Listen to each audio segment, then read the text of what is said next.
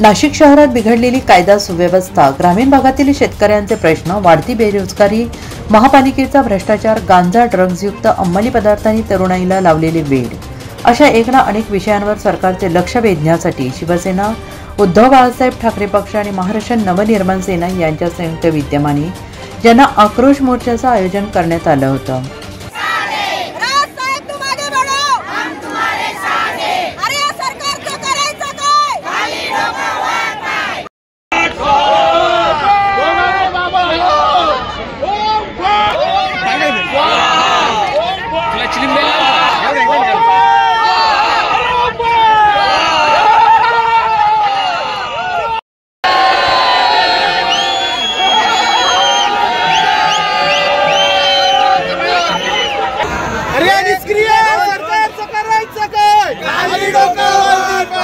अरे गांजा नाशिक मध्ये येऊ दे,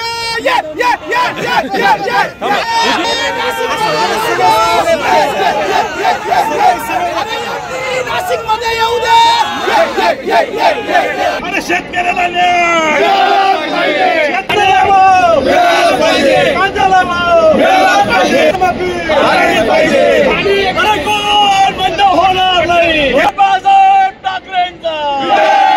बीडी भालेकर ते जिल्हाधिकारी कार्यालयापर्यंत निघालेल्या या मोर्चामध्ये शिवसेना नेते खासदार संजय राऊत, मनसेचे नेते माजी आमदार बाळा नांदगावकर, संदीप देशपांडे, सचिन अहिर आदी वरिष्ठ नेत्यांचा सहभाग होता। हातात काळे झेंडे घेत मनसेच्या, शिवसेनेच्या कार्यकर्त्यांनी सरकारच्या विरोधात घोषणाबाजी केलेली आहे। विशेष म्हणजे या मोर्चा दरम्यान महायुतीतले नेते, मंत्री माणिकराव कोकाटे, भरत गोगावले आदींनी राज्यात केलेल्या कारण्याच्या निषेधार्थ जिवंत देखावा सादर करून नाशिककरांचे लक्ष वेधले आहे।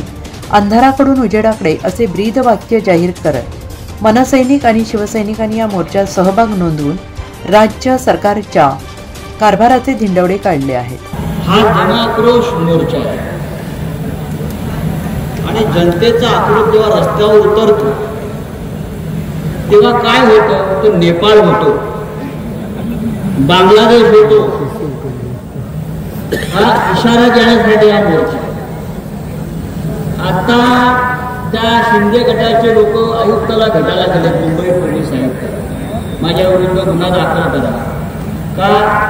त्यांचं म्हणणं आहे, मी म्हणालो महाराष्ट्राचा नेपाळ होईल। अरे झालेलाच आहे, नेपाळमध्ये लोक रस्त्यावर का उतरले? त्याचं कारण नाशिकमध्ये प्रचंड भ्रष्टाचार, सरकारी पैशाची लूट,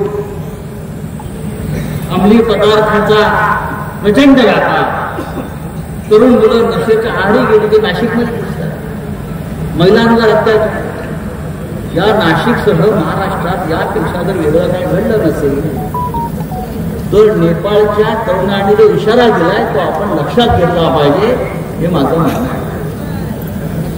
आमचा अंत पाहू नका, मगासपासून अस्वस्थ आहे त्या राहुल धोत्रेचा फोटो पाहून। हा राहुल धोत्रे तरुण मुलगा, त्याची हत्या ज्या निर्घृणपणे केली, कोणी केली? देवेंद्र फडणवीसच्या कार्यकर्त्याने, गिरीश महाजनच्या कार्यकर्त्याने केलेली आहे। कुठे गेला हा उद्धव मनसे? कसा मिळत नाही? आमचे कार्यकर्ते बरोबर मिळतात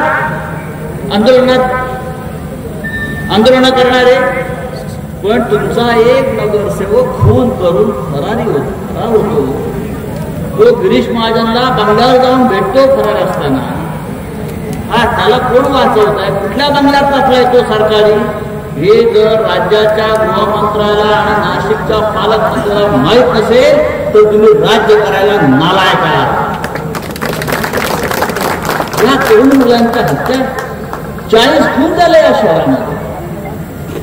सावरकरांनी पण हत्या केल्या देशाच्या स्वातंत्र्यासाठी, बरं का? तुम्ही नावं घेतली कानडे, सावरकर, पण आता त्या हत्या होत आहे या जमिनी लुबाडण्यासाठी, लुटमार करण्यासाठी। हे नाशिकचं चरित्र आहे। ज्या नाशिकच्या पावित्र्याच्या, नाशिकमध्ये घडलेल्या रामायणाचा आणि आढावा गाव येतो, नाशिकमध्ये काय घडले तुमच्या दत्ताराणा? हे नाशिक आपल्याला बदलायचं आहे आणि म्हणून हा मोर्चा ही सुरुवात आहे। खड्डे मिळाले, कायदा सुव्यवस्था रसातळाला गेले, एमडी सारखे ड्रग्स कॉलेजच्या आजूबाजूला टपरीवर मिळायला लागले. दिले काय ते सांगा. या ठिकाणी आदिवासीची ती मुलं मोर्चाला कित्येक दिवस बसले. अरे दिलेत काय ते सांगा.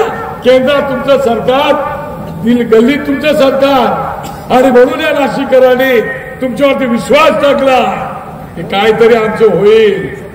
पण उत्तम प्रकारचे असणारे प्रकल्प बंद केले आणि लोकांच्या तोंडाला पानं पुसायचं काम तुम्ही केलेलं आहे. आणि म्हणून माझं म्हणणं आहे, तुम्ही आता जागे व्हा. यांच्या खोटाडेपणाचा कळत झालेला आहे. मला असं वाटते की तुम्ही आता एकजूट जी झालेली आहे, एकजूट सोडू नका. एकत्रितपणे लढा देणं गरजेचं आहे. दोघे भाऊ तर लढतातच आहेत, पण आपण समाज म्हणून आज केवळ मनसे आणि शिवसेना गटाची लोक एकत्र नाही, संपूर्ण नाशिक शहरातील जनता सुद्धा आपल्या समोर दिसते. या मोर्चामध्ये खासदार राजाभाऊ, शिवसेना उपनेते वसंत गीते, मनसेचे प्रदेश सरचिटणीस दिनकर पाटील, रतनकुमार इचम, जिल्हा प्रमुख डीजे सूर्यवंशी, अंकुश पवार, प्रथमेश गीते, सुदाम कोंबडे, सलीम शेख, विशाल गाडेकर, सचिन बांडे, ऋषी चौधरी, ऋषी वर्मा, भाऊसाहेब निमसे, मंगला आडाव, सुभाष गायधनी, बाळू कोकणे यांच्यासह शिवसैनिक आणि मनसैनिक मोठ्या संख्येने उपस्थित होते. NCN न्यूजसाठी रोहन दनी नाशिक.